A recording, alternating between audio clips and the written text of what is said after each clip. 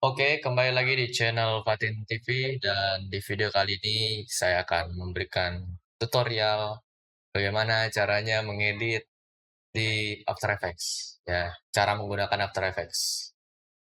Jadi kita mulai dari gimana cara bikin project ya. Pertama kalian harus punya After Effects-nya dulu dan ya udah kalian buka After Effects-nya kan. Sekalian klik new project. Jangan panik dulu karena banyak orang yang langsung, wih ini apa ini kayak kokpit pesawat gitu. Soalnya ini sudah kebuat nih projectnya. Tadi kan sudah kebuat tuh. New composition. Nah, komposisi ini apa? Komposisi ini bayangin aja kayak bisa dibilang grup, bisa dibilang project juga. Maksudnya project intinya. Jadi kalau misalnya kita punya wadah nih.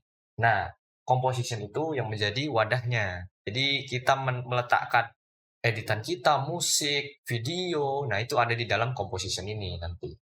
Kan? Composition. Jadi ini tempat kita ibaratnya kita ngeditnya lah. Misalnya apa ya? Tracking. Oke. Nah, kalau sudah seperti ini, nah ini sudah terbuat nih. Jadi sebenarnya composition ini kalian bisa bikin banyak gitu. Kalian bisa bikin 5, 10 gitu kan. Jadi setiap komposisi, setiap wadah itu punya isi yang berbeda-beda nanti. Nah, di sini ada composition settings. Tadi sebenarnya bisa sih kalian atur dulu. Sebenarnya di sini ada width, lebar. Ini kalian masih bisa ubah ke 1920 gitu. Terus 1080 kan. Terus frame rate-nya kalian bisa 29 ya kan. Bisa durasinya kalian atur dan background color ini kalian bisa bebas soalnya ini nanti masih bisa diubah setelah kita bikin composition ini juga. Masih bisa diubah. Tapi defaultnya hitam aja. Di sini ada advance ya kan. Advance itu apa? Ya, ini shutter angle berarti banyaknya motion blur semakin tinggi, motion blurnya tuh semakin besar gitu. Di renderer ini renderernya pakai Cinema 4D atau Classic 3D, tapi biasa pakai Classic 3D aja. Nah, defaultnya begitu sih. Oke, lalu gimana caranya kita memasukkan video kita atau ya footage, gambar dan lain sebagainya. Nah, saran saya dari saya sih, kita bisa bikin folder dulu, ya kan? Misalnya di sini isinya video atau clips lah, clips. Nah, di sini bisa dimasukin musik gitu. Terus kalian bisa masukin di sini image gitu. Jadi saran dari saya sih, dari aku ya, bisa diorganisir dulu folder-foldernya. Jadi kalian bisa nyarinya dengan mudah gitu image dan ini kalian bisa ubah juga warnanya. Ada merah, ada coba-coba aja dah. Tuh, misalnya kayak gini. Dah. Nah, ini tadi komposisi tracking itu otomatis jadi di sini nih, tracking. Jadi kalau kita punya dua komposisi misalnya nih, CTRL-D. CTRL-D itu untuk duplikat ya. Tracking 2. Terus kalau aku klik dua kali tuh muncul di sini. Ini sama di sini dua. Jadi ini dua hal yang berbeda nih, komposisi yang berbeda. Ctrl Z. Jadi karena di video ini kita nggak pakai musik, ya udah musiknya hapus aja dah. Kita cuma pakai klip sama image juga sebenarnya nggak perlu sih. Itu cuma contoh aja tadi. Nah, sekarang kita cari folder atau video yang kita ingin masukkan gitu, kita pakai. Kita masukin ke clips nih, kita drag and drop kita masukin ke clips. Kalau sudah, nah kita buka di sini. Tanda panah ini, cari, terus drag aja ke sini, ke komposisi kita, ke bawah sini. Nah, udah. Nah, kenapa seperti ini? Maksudnya dia nggak ngefit gitu, karena komposisi kita tuh lihat tuh 1080p. Sementara klip kita 720p. Nah, ada dua cara di sini. Kalian memperbesar ukuran video kita sampai dia ngefit atau ya pas sama komposisi kita yang 1080p atau komposisi kita yang kita kasih perkecil, yang kita perkecil sampai 720p. Di sini aku pengen besarin aja lah ke 1080p. Jadi gimana caranya? Kalian bisa pencet S di bawah sini di klipnya. Terus muncul kayak ini, scale. Scale itu artinya ukuran. Kalian bisa drag aja ke kanan. Bisa kalian ketik juga. Ini aku ketik 150. Atau ya ada cara yang lebih mudah ya, kayak gini. Kalian klik klipnya aja, terus di sini ada layer, terus ke transform. fit to com with atau hate. Pilih aja hate atau ini, kalian coba aja dah. Aku yang hate. Tuh, langsung dia 450 sama aja. Kalau sudah nih, kita precom, ya kan? Kita precom. Precom itu apa? Precom itu kita masukin video itu ke dalam kelompok lagi atau grup lagi nih, pre-compose ya. Jadi kita pre-compose, jadi saya kasih tahu gunanya apa, kita move all attributes, dicentang, oke. Nah, apa yang terjadi? Di sini video kita tuh ada di dalam sebuah grup lagi nih, namanya track P4com1. Nah, di sini tujuan aku bikin komposisi baru atau precom ini agar FPS-nya itu sama. Lihat, di tracking ini, di komposisi utama kita, tracking ini, itu FPS-nya 29. Ya, sementara video kita 57 FPS. Nah, untuk mengubahnya agar sama, kita harus edit precomnya tadi, precom yang ini. Nih lihat di sini, ini precom yang baru. Caranya gini, diklik sini atau ya, klik kanan composition settings, atau di sini juga langsung bisa.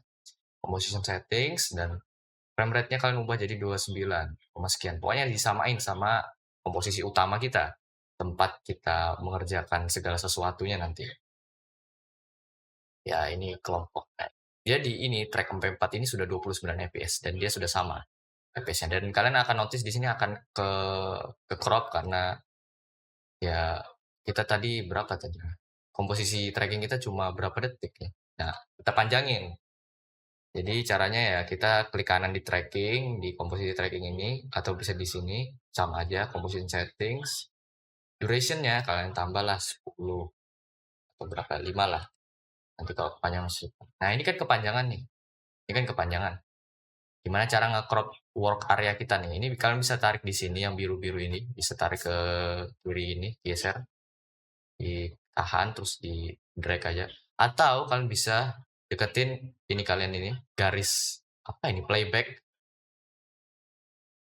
Kalian bisa pasin di sini, terus kalian pilih N, klik N di keyboard. Kalau yang dari sebelah kiri, kalian bisa klik P. Tuh. Nah, kalau sudah kayak gini, ini masih belum kepotong nih. Kalian harus klik kanan dulu di sininya, work area, trim, come to work area. Sudah fit sama dengan video kita. Nah, ini ngeblank nih. Oh iya, karena kita tadi ubah FPS-nya kan, ngeblank dia. Nah, di sini sudah hilang nih videonya nih, tapi komposisinya ada, berarti di dalamnya. Nah, karena tadi kita ubah FPS-nya, pasti dia akan ke stretch gitu komposisinya. Wajar aja karena perubahan FPS dari 60 ke 29 itu sangat besar sekali. Kita potong lagi di sini, klik kanan, trim com. Kembali ke tracking atau bisa klik tab. Nah, kembali ke grup sebelumnya. Kalian klik N lagi di sini, tahan, klik kanan, trim com. Nah, ya, pas. Untuk bolak-balik kalian bisa ini, klik tab. Balik grup. Kalau sudah seperti ini ya, kalian, kita udah bebas nih, mau ngapain aja.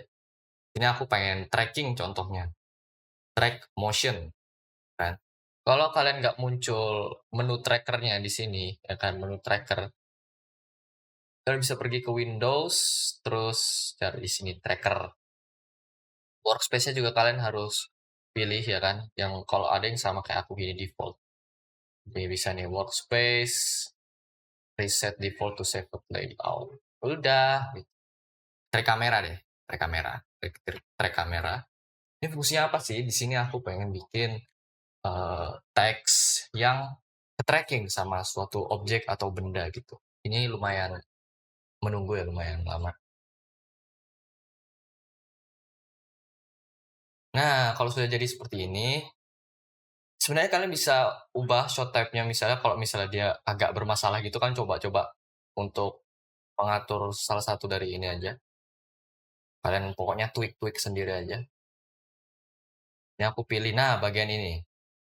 Pilih daerah mana, pilih, misalnya aku ini nih, klik kanan, create null and camera. Udah. Ingat, kalau udah jadi, aku pengen kasih peringatan kalau di dalam satu komposisi yang sama nih, maksudnya satu video ini, cuma bisa satu kamera. Karena kalau ada dua atau lebih kamera itu nggak bisa gitu. Dia pasti akan terjadi masalah. Jadi kalian cuma bisa sekali track sekali ini aja. Udah jadi kan nulnya. Nah, nul ini buat apa sih? Nul ini untuk membuat jalur, ya kan? Jalur daripada sesuatu yang ingin kita letakkan di sini. Jadi dia ini tak terlihat sebenarnya. Jadi cuma pembantu aja lah. Di sini aku pengen tambahin teks nih. Kalian bisa klik kanan di sini. New. Klik kanan di daerah sini. Di daerah sini juga bisa di mana-mana klik kanan. Tapi aku lebih suka di sini.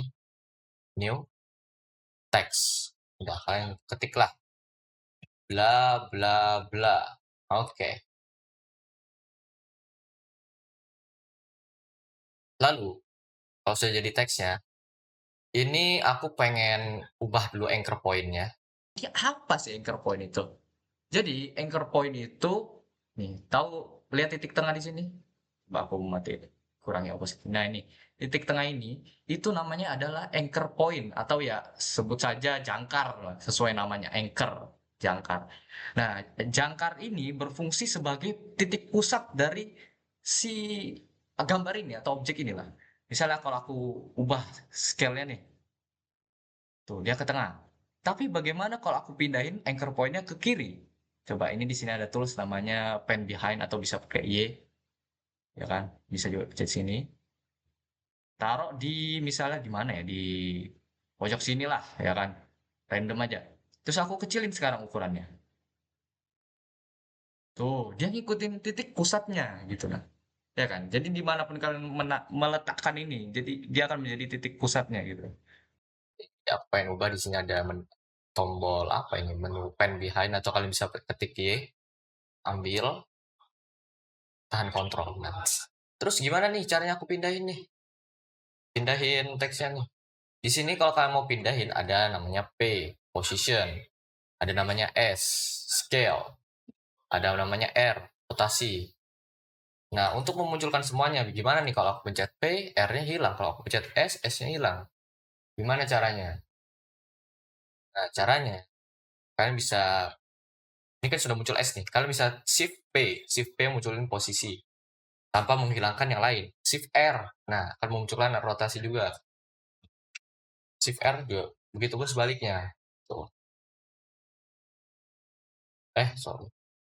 Shift R. Nah, Shift R, terus Shift T, opacity, T, kalau T doang ya opacity. Nah, kalau udah nih, aku pengen nyambungin ke daerah ini nih. Ya udah, kita tinggal bagian teksnya ini kita ambil parent and link nih ada kayak obat nyamuk. Kalian sambungin ke nul. Ini bisa di bawah, bisa di atas, aman aja karena nulnya ini nggak kelihatan sebenarnya. Kalau sudah, ini masih belum selesai, kalian harus klik dulu ini. Nah, di sini ada kubus ini apa kubus nih? Mari kita coba. Kubus ini atau ya cube lah, kotak ini tuh untuk menyalakan fitur tiga dimensi dari suatu objek atau ya gambar inilah. Jadi sekarang rotasinya tuh bukan cuma dua dimensi tapi tiga dimensi. Lihat nih, kalau aku pencet atau P lah, R rotasi itu bisa tiga dimensi, cuy. Tuh, ya kan? Jadi kalian coba-coba sendiri, posisinya juga sama, posisinya maju mundur, kanan, atas, bawah. Oke. Udah kelihatan. Nah, ini tinggal kalian posisikan aja arahnya. Bisa langsung dari, kalau menurutku lebih enak dari sini sih daripada lewat ini. Dari sini aja enak. Kalau suara After Effects kalian malah ke speaker laptop bukan ke headset, itu kendalanya ada di sini. Kalian pergi ke edit terus ke preference terus ke audio hardware. Nanti muncul. Nah, di sini itu default outputnya kalian masukin ke headphone gitu.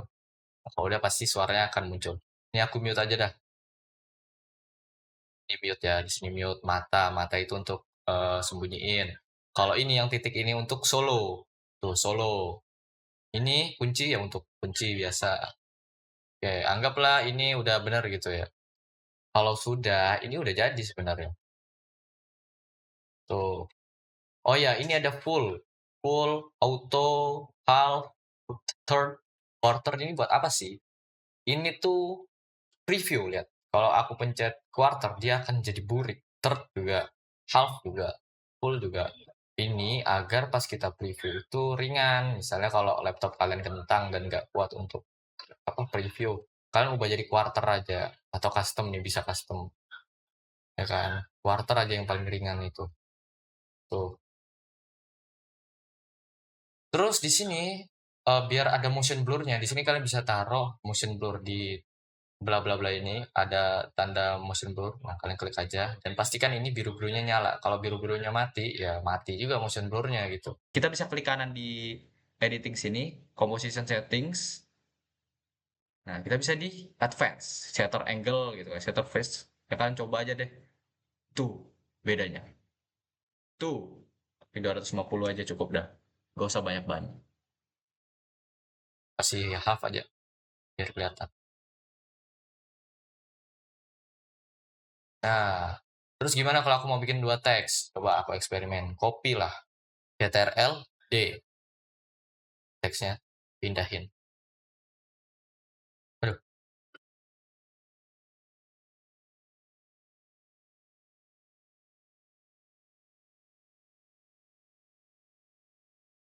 Nah, jadi guys.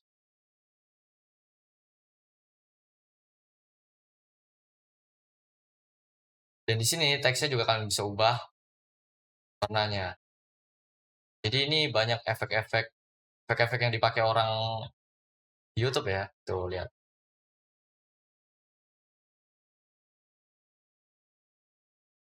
Nah, kalau kalian preview dan suara kalian kayak slow-mo gitu dan gak enak didengar, kalian bisa, ntar aku coba play. Nanti kalian pasti tahu tuh slow-mo-nya kayak mana. Tuh, aku di sini udah mute. Caranya tuh kalian pergi ke preference, terus ke preview, mana preview? Preview. Dan di sini ada mute audio when preview is not real time. Karena kenapa kita nggak real time? Maksudnya harus menunggu hijau-hijaunya kelar itu ibaratnya pre-render lah. After Effects itu perlu untuk pre-render agar previewnya tuh lancar pas kita tonton gitu nah. Mau nggak mau itu ada cache-nya. Nah ini cache itu tempat video yang hijau-hijau ini tuh disimpan nih. Jadi ini memakan memori yang sangat banyak, cukup banyak tuh, sampai 25 giga maksimalnya ya tempat yang kita sediakan. Nah itu kalian bisa choose folder di mana yang kalian mau. Di sini aku taruh di disk cache, tempat untuk aku nyimpan. Dan kalau ini misalnya sudah full gitu ya, kalian bisa empty disk cache atau clean database and cache, dua-duanya bisa. Atau bisa langsung dari edit, purge, all memory and disk cache. Nah nanti apa yang terjadi adalah, lihat, ada 49 gigabyte from your disk cache. Buset, hapus. Banyak banget gitu. Jadi aku hapus dulu. Dan yang terjadi adalah tuh hijau-hijaunya di sini hilang dan kita harus pre-render lagi gitu guys. Itu juga salah satu penyebab kalau misalnya hijau-hijaunya kalian ini udah nggak bisa muncul lagi. Maksudnya dia setiap kalian play terus muncul lagi hijau-hijaunya, nggak kesimpan gitu loh cache-nya. Kalian bisa purge aja. Itu lumrah terjadi. Mute aja karena aku nggak butuh audio. Ini kalian bisa klik fit di sini, sama aja bisa. Misalnya kayak gini lah ya, aku pengennya. Udah, aku pengen ekspor, gimana caranya? Nah, agak tricky karena untuk ekspor di mana namanya di After Effects ini, lihat nih, kalau aku mau export add to render Q. Nah, di sini langsung muncul nih render QW. Render Q lah. Nah, di sini ada output module. Di sini ada format AVI. Nah, AVI ini besar sekali, apalagi QuickTime. Gila, besar banget. Nah, QuickTime itu untuk animation dan ini nggak efektif. Jadi kita kan butuhnya MP4 ya. Ya kan, MP4. Jadi gimana nih solusinya? Kalau aku itu rendernya pakai render. Aku kebiasaan pakai Blender. Aku biasanya pakai Adobe Media Encoder. Kalian bisa langsung ekspor AVI dari sini, tapi itu besar banget. Coba ya, kita coba nih. Aku pakai AVI, seberapa besar ini? Tuh lossless loh. Tracking AV, lihat. Kita render nih. Render. Oke, kalau sudah, waduh, ada bunyi seperti itu. Kita coba cari nih, tracking AV. Lihat filenya.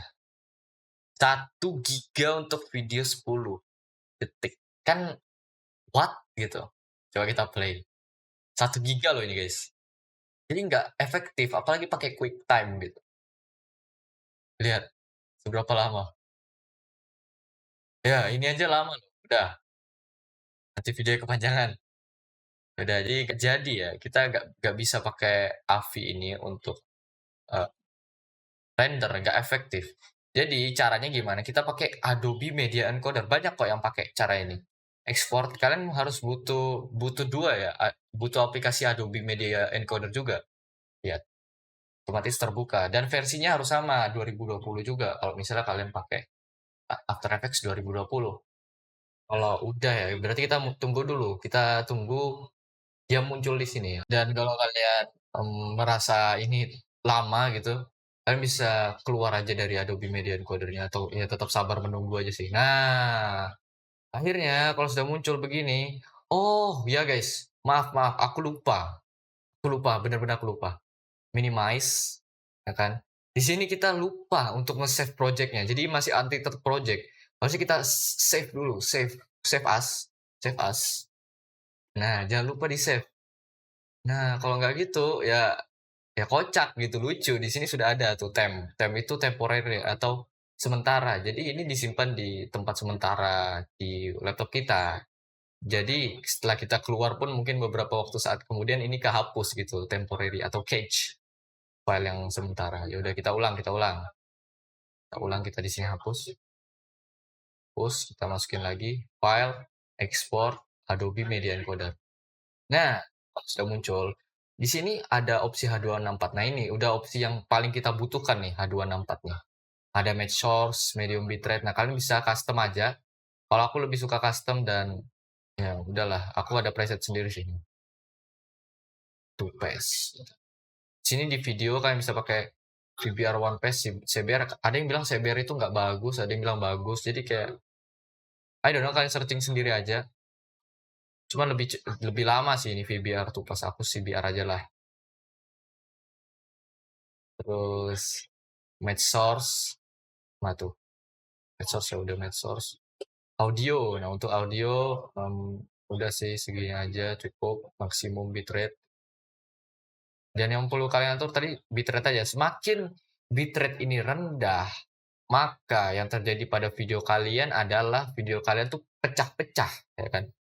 Walaupun kalian 4K atau 1080p tapi bitrate-nya rendah, ya ampas. Tapi kalau video kalian 720p tapi bitrate kalian tinggi, ya lumayan gitu. Tuh, jadi 27 MB. Langsung oke. Ini output filenya kalian taruh di mana? Track ame. Dah. Oh wait, di sini rendernya kita pakai Mercury Playback Engine Software only. Ini apa? Jadi di sini ibaratnya aku pakai software ya, pakai CPU gitu, bukan pakai GPU. Aneh guys. Harusnya di sini kalian bisa pakai kuda loh. Itu masih bisa diedit nih. Soalnya aku punya punya RTX, tapi kok malah nggak bisa ya? Bisa bisa ya teman-teman. Bisa guys, kalau pakai kuda itu lebih cepat. Di sini masalahnya kenapa nggak bisa gitu? Aneh sekali nih.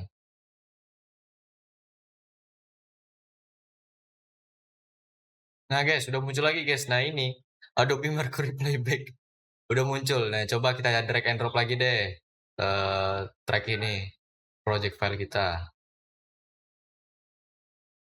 Oh, tracking. Oke. Nah udah, ini udah bisa nih. Coba kita masukin tadi sama aja dah, anggap aja lah sama. Coba bedanya pakai kuda. Tuh, lihat kecepatannya, Bro. Set. Jadi jauh lebih cepat gitu, nggak sampai berapa menit gitu.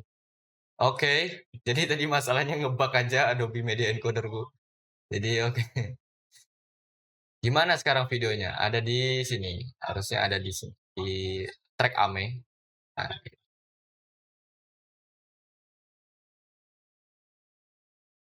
di atas itu. Tuh, di sini cuma 27 MB ya. Standar lah kan. Oke, selamat kalian sudah bisa tracking video sendiri.